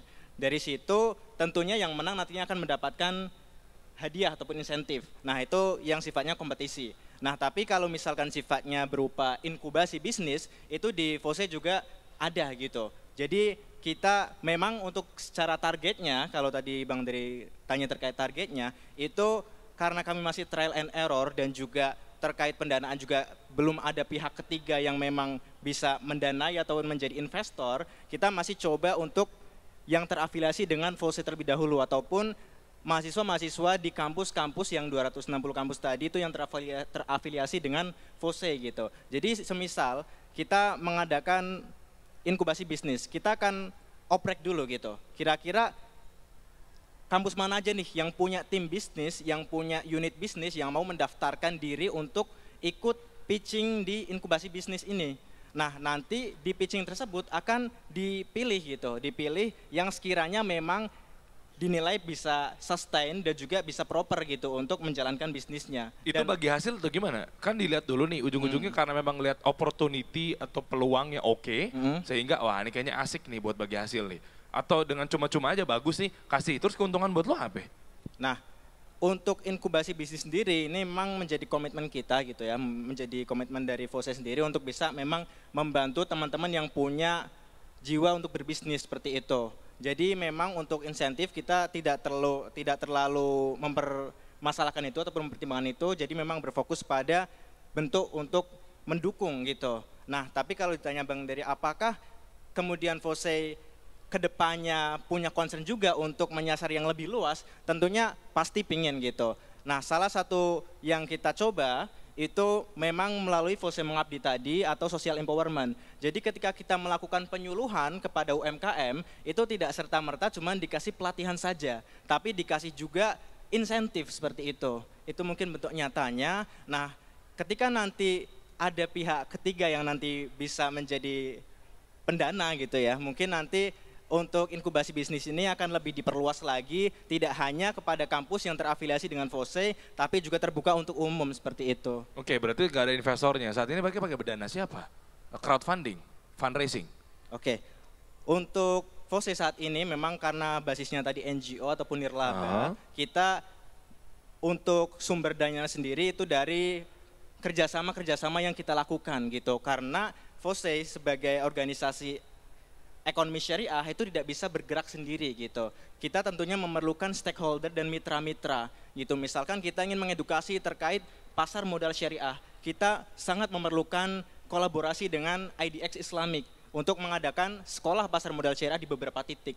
Dari kolaborasi tersebut tentunya nanti akan ada insentif juga yang kita gunakan untuk melakukan operasional program-program kerja tadi, salah satunya inkubasi bisnis tadi. Dan tentunya kolaborasi ini tidak serta-merta hanya pada satu segmen saja gitu, karena ekonomi syariah itu luas. Ada pasar modal syariah, ada juga filantropinya. Di filantropi kita juga kerjasama, misalnya seperti dompet duafa atau dengan LMI dan lain sebagainya gitu, termasuk dengan perbankan juga gitu.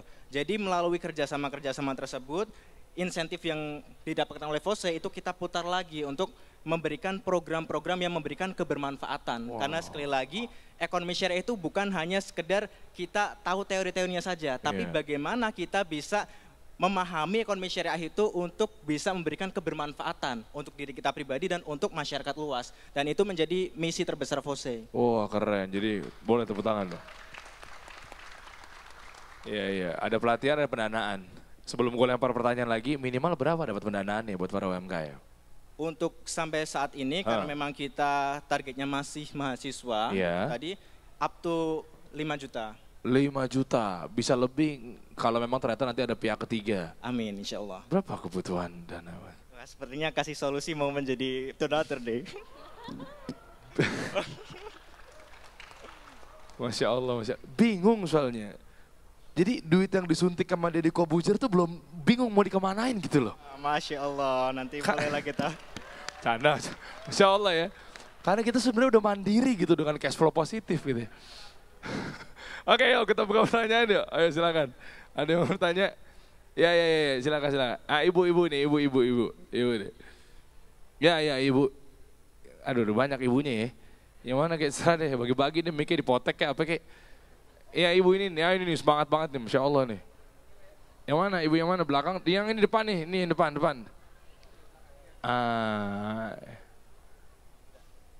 Iya, yang depan nih. Oh itu belakang, ya udah. Panitia tidak ada kayak kesannya kita tidak berkoordinasi dengan baik ya. Ya silakan ibu, dari mana bu? Halo. Oh iya. Perkenalkan, nama saya Omi. Saya ingin bertanya kepada Kak Lawrence mengenai pasar tadi Kak. Seperti yang kita tahu nih, TikTok Shop sekarang kan tidak ada lagi.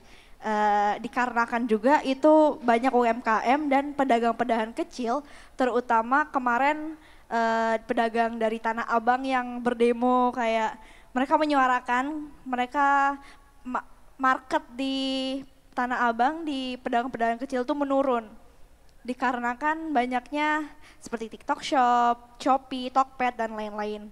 Tapi tetap saja nih kondisi sekarang mereka tetap begitu-gitu aja walaupun TikTok Shop udah ditutup. Dan menurut Kak Lauren, faktor apa saja sih yang dihadapin oleh pedagang-pedagang kecil sekarang dan bagaimana mengatasinya? Apa alternatif solusi apa yang bisa pedagang kecil lakukan? Terima kasih. Kamu memancing keributan ya Omi ya? Provokatif pertanyaannya. Kita gas aja deh kalau gitu deh. Harus gimana tuh? nih Mas. Iya, UMKM Tanah Abang, kata Omi tadi dia melihat nih. Jadi datanya tuh dari Omi ya. Iya. Saya lagi giring opini pokoknya biar kata dia aja. Wah ini datanya dari Omi pokoknya dari Omi pokoknya melihat bahwa udah pada teriak-teriak, minta ditutup. Ada Pak Teten, Pak Zulkifli Hasan, menteri-menteri kita luar biasa, udah deh ditutup deh, udah deh gue mau tahu. Ternyata malah tidak ada pergerakan sama sekali. Maksud Anda tadi percuma dong gitu ya. Nah oke. Terus tadi berarti pertanyaannya adalah? Apa faktornya ya? Faktornya dengan adanya dampak seperti ini gitu. Tadi cuma kayaknya saya dengar curhat aja nih, gimana? Faktor yang dihadapi. Bagaimana solusinya dengan seperti ini nih? Mungkin jiwanya ini sangat membantu UMKM di Tanah Abang nih. Mama buka toko di sana ya? Kayaknya pro sekali ya, Masya Allah ya, keren. Gimana tuh Lawrence? Bagaimana, apa faktornya tidak ada pergerakan ini, betul Mbak Omi? Iya. Ini faktornya ada di digitalisasi. Sebenarnya ini adalah digitalisasi seperti yang Mas Rosyad bilang tadi, ini adalah negara dan zaman di mana digitalisasi itu diperlukan. Jadi memang faktornya adalah digitalisasi. Kenapa tidak ada pergerakan? Karena mereka tidak mau maju, tidak mau direkam lagi ya. Oh jadi UMKM di Tanah Abang tidak tuh kayak mau belajar mentalnya tuh nggak mau berkembang iya, ya? Itu betul, Kata kamu ya? Itu benar. Oh parah banget. Menurut aku sih mau mereka. Udah mentalnya tuh udah mundur duluan gitu loh. Maksudnya gini, wah teknologi, saya kan udah tua, saya kan udah berumur. Oh jadi UMKM Tanah Abang orang-orang tua bukan semua? Bukan gitu maksudnya, aduh ya Allah. Parah. Wah ini saya diprovokasi nih.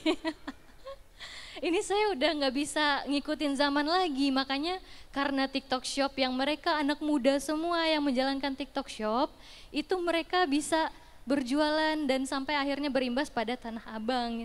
Wah ini luar biasa, udah melenceng ya, keluar dari situ ya. Terus jadi gimana cara membangkitkan menurut kamu yang selaku pengusaha? Pengusaha UMKM, dari saya solusinya adalah kita UMKM tidak boleh hanya berfokus pada satu saja marketing.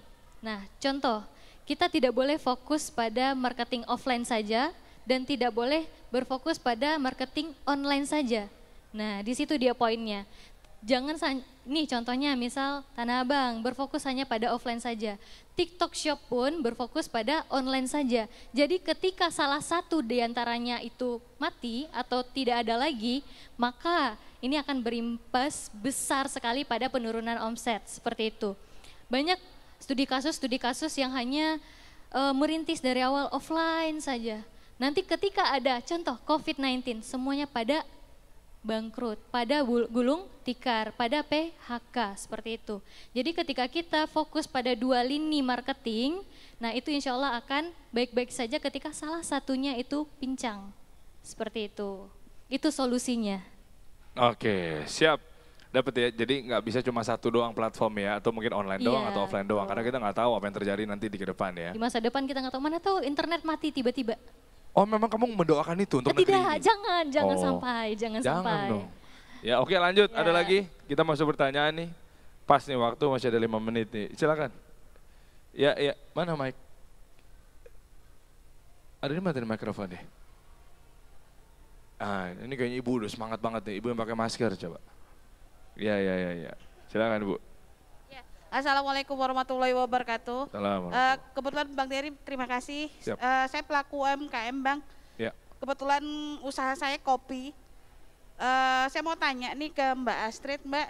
Kan di Indonesia sendiri, di Indonesia sendiri kan sudah ada 65,4 juta UMKM ya Mbak. Dan itu tidak semua itu bisa ekspor. Dan salah satu yang saya pelajari itu kemungkinan tidak bisa ekspor itu karena memang masing-masing negara itu banyak ketentuan-ketentuannya Mbak. Ya kan, kalau misalkan target saya kepengen banget, kebetulan kopi saya kopi Sipirok. Nah kebetulan kan kopi Sipirok itu sekarang lagi naik daun katanya kan di Singapura Mbak. Kalau misalkan keinginan saya ingin bisa ekspor keluar, apa saja sih tahapan-tahapan memenuhi syarat itu biar produk kami itu bisa ekspor. Minimal tidak usah jauh-jauh dulu Mbak ke negara tetangga ya kan. Dan kesulitan apa sih yang kemungkinan akan kami temui sebagai pelaku UMKM jika kami sudah mau maju nih untuk ekspor gitu kan. Target kita bukan pasar Indonesia gitu. Kita kemungkinan tidak mau mengambil pasar Indonesia karena kita sudah lihat kopi Sipirok itu sudah mulai digemari gitu di luar gitu, udah jadi primadona di Singapura. Mohon arahannya Mbak dan bantuannya dari Mbak Astrid. Terima kasih Mbak. Siap, terima kasih Ibu. Ya, silakan Astrid. Ya, terima kasih Bu atas pertanyaannya dan penjelasannya terkait usaha yang sedang Ibu tekuni ya. Dan sebenarnya inilah salah satu kekayaan kita gitu ya sebagai Indonesia. Ada banyak sekali jenis kopi dan ketika kita melihat pasar luar pun gitu ya, masing-masing negara pun juga punya ciri khas dan produk-produk sendiri, baik kopi dan lainnya gitu, termasuk teh gitu ya. Di Turki pun juga mereka juga punya jenis kopi tersendiri gitu. Dan ini adalah salah satu peluang dan tantangan bagi pelaku usaha Indonesia untuk bisa meningkatkan daya saingnya gitu. Adapun untuk tahapan-tahapannya, mungkin kalau untuk langsung ekspor ke masing-masing negara secara spesifik perlu dicari tahu lebih dalam. Ini untuk khususnya produk kopi itu seperti apa? Karena masing-masing produk itu punya masing-masing spesifikasi dan kriterianya. Begitupun untuk masing-masing negara, regulasinya seperti apa dan lainnya. Nah, ini juga salah satu tugas dari perwakilan kita di luar negeri gitu ya. Kita punya kedutaan besar RI di negara-negara sahabat, termasuk di Singapura juga, dan bisa dicek juga di negara-negara lain. Mereka biasanya sudah punya profiling dan sudah punya database, sudah punya guideline, produk-produk masing-masing produk itu potensinya apa dan detailnya syarat-syaratnya apa mereka juga sudah punya. Itu biasanya di divisi ekonomi. Kalau perwakilannya agak lebih besar namanya atas perdagangan. Selain itu juga ada ITPC itu. Jadi ini kerjasama antar kementerian lembaga, Kemlu, kemudian Kemendak dan lainnya. Kemudian kalau kami sejauh ini Bu, ranah kami itu untuk menggait sebanyak-banyaknya UMKM-UMKM yang berminat untuk mengikuti expo di luar negeri. Biasanya memang kami lebih banyak di Turki Bu. Tapi di situ juga bisa bertemu dengan pelaku usaha dari lintas negara. Lebih dari 90 negara Bu. Jadi ada 56 negara Islam dan juga negara non-OKI lainnya. Kalau Singapura kan termasuk non-OKI ya. Bukan negara Islam, tapi mereka juga punya Muslim population juga. Jadi biasanya seperti itu Bu. Syaratnya apa aja? Kalau untuk syaratnya itu untuk mengikuti expo, mereka submit profile, kemudian sampel, dan biasanya yang leading itu implementing agency-nya dari panitia expo-nya.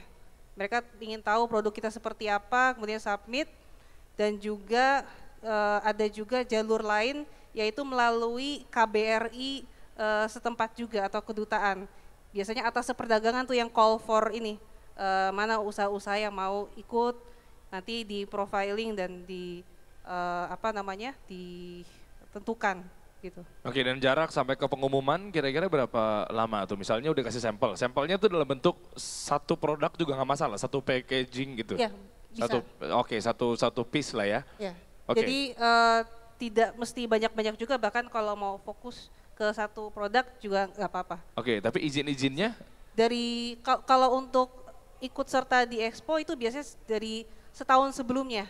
Jadi karena apalagi kan ini biasanya acara tahunan. Oke. Dan pihak kedutaan ataupun pihak penyelenggara sudah melakukan sosialisasi setahun sebelumnya, dan biasanya mereka juga melakukan pertemuan-pertemuan dengan pelaku-pelaku usaha.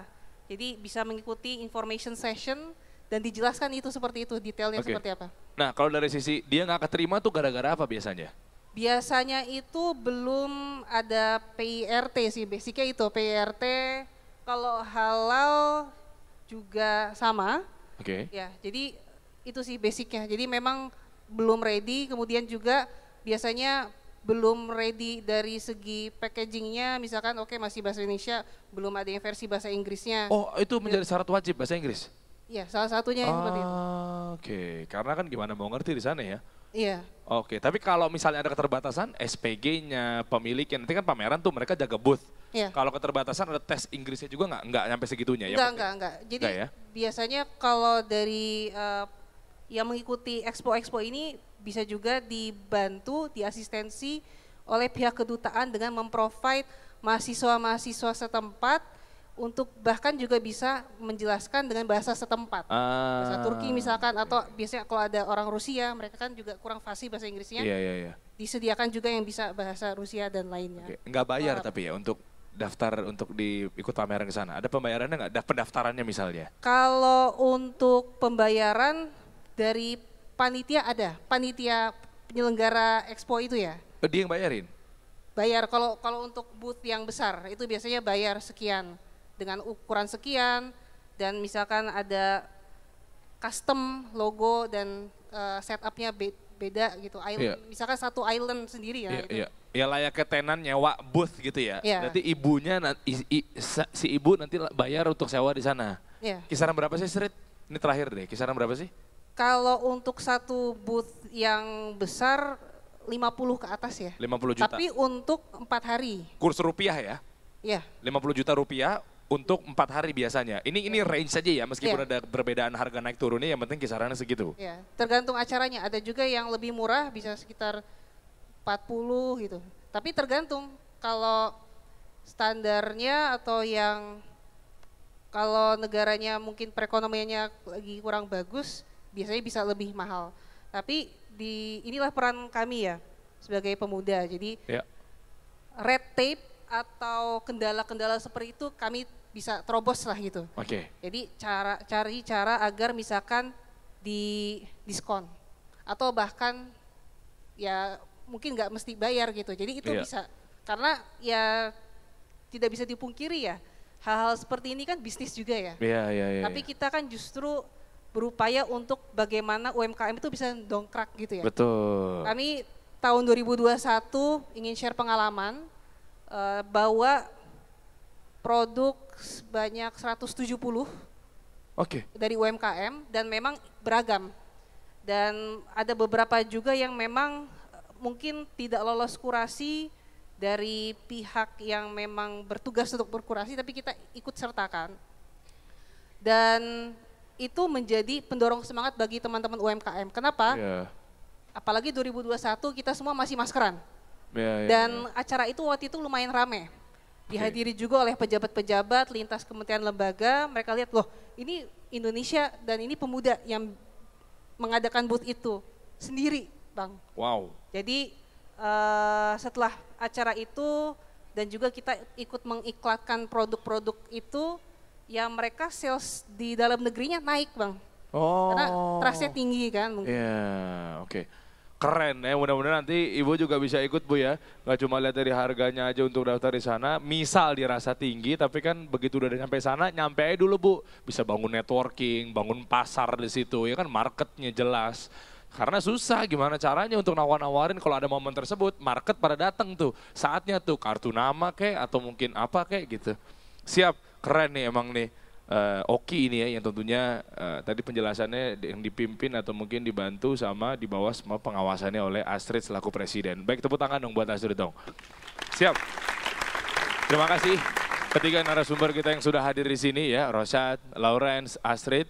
Nah, jadi kita sudah di ujung, artinya terima kasih, mudah-mudahan UMKM di sini bisa lebih gerak, lebih maju lagi dengan adanya ISEF dan juga didukung oleh Bank Indonesia, lebih tajam lagi, lebih naik lagi, eskalasi lagi. Beri tepuk tangan sekali lagi buat ISEF.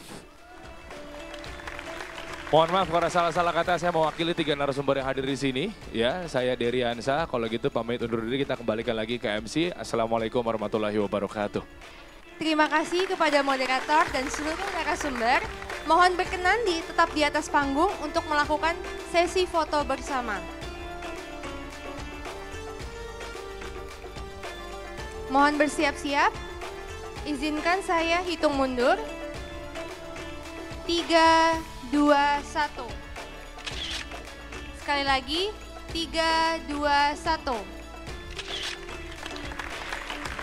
Terima kasih Bapak Ibu, kami persilakan untuk kembali ke tempat semula.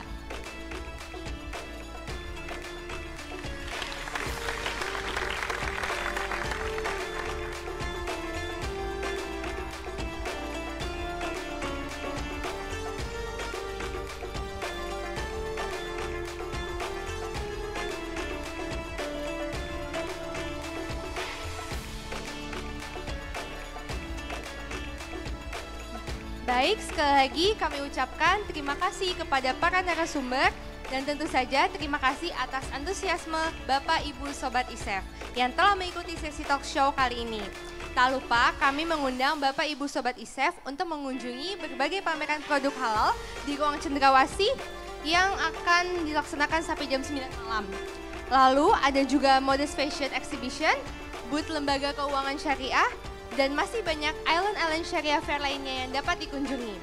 Selain itu, kami juga mengundang Bapak Ibu Sobat ISEF untuk mengikuti rangkaian acara Tablik Akbar yang insya Allah akan diadakan pada hari Sabtu 28 Oktober serta ISEF Fun Walk pada hari Minggu 29 Oktober nanti. Jangan lupa untuk ikut berbagai media sosial ISEF agar terus memantau pelaksanaan berbagai rangkaian kegiatan ISEF 2023. Akhir kata, kami memohon maaf atas segala kekurangan dalam penyelenggaraan talk show ini. Saya Raisya pamit undur diri. Wassalamualaikum warahmatullahi wabarakatuh.